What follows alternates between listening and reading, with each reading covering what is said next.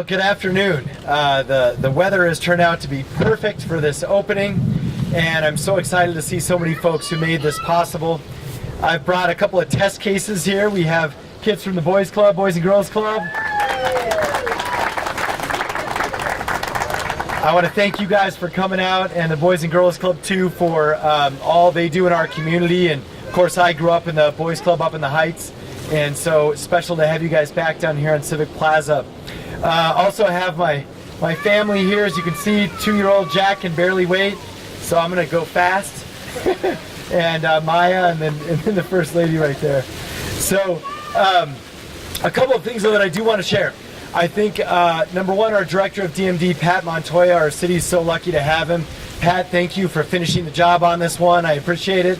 I don't know where you went, but let's give Pat a round of applause.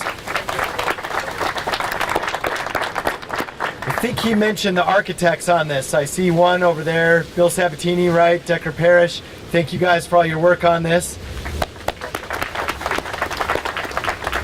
I do, of course, want to mention too, one thing that happens when we have transitions is, new mayors kind of jump in for old mayors, and we inherit things, both good and bad. And so this is a good thing. And so I want to thank previous Mayor Barry and the administration for their investment and their foresight to invest in Civic Plaza. And I also want to share that what we agree on across numerous administrations is the importance of Civic Plaza. I think starting with Mayor Chavez and through Mayor Barry and now under my administration, we believe that Civic Plaza should be a great place in our city and a keystone in downtown. And that's why you see a lot of the improvements that we're doing and why we have food trucks down here and basketball hoops and now a new fountain. So a couple other things I want to share with you. Number one, we obviously have a sound system we're going to be inaugurating a little bit down the road. That is part of the remodel. We also have, which is going to be very cool, we're going to officially announce later, but as a preview, we're going to be putting some solar panels up on the terraces there to demonstrate our commitment to sustainability and provide permanent shade, which is something we've always needed on the plaza. And we also, having young kids, are going to try and transition the play area over here so that it also works for kids who are a little bit younger. So we're going to be adding some slides and some swings out at that end of the play area there. And we're also going to be adding some color and some art along here over the summer. And so hopefully this will all be done by the end of the summer, but we're going to be using the facility in the meantime with the new fountain and the new sound system. So a couple of other things. This plaza, for those of us who've been around, I actually literally remember sitting on these steps here with the old fountain. And that old fountain, it had a real deep or light blue color, lots of water flowing through it, but it also wasn't very family friendly, and it used tons of water, and it was broken a lot. I remember it because when I was 4, I was having lunch with my dad, and I dropped a leftover hamburger in the water. And I still remember reaching down to the ice cold water and then taking a bite out of it, and it tasted like chlorine. So anyway, that's one of my earliest Albuquerque memories. And so we're going to create some new ones here today, and that's really what we're here to celebrate. A couple of other fun facts. This is obviously an interactive water feature. It's programmed for different rhythms and routines. Also, a big key is this whole facility is ADA accessible. So that's why you might see a lot of concrete, but that's so we have a lot of access for ADA folks. And then also the playground is supposed to look like a kind of a prickly pear setup. A lot of people ask what that is. That's the concept behind that play area.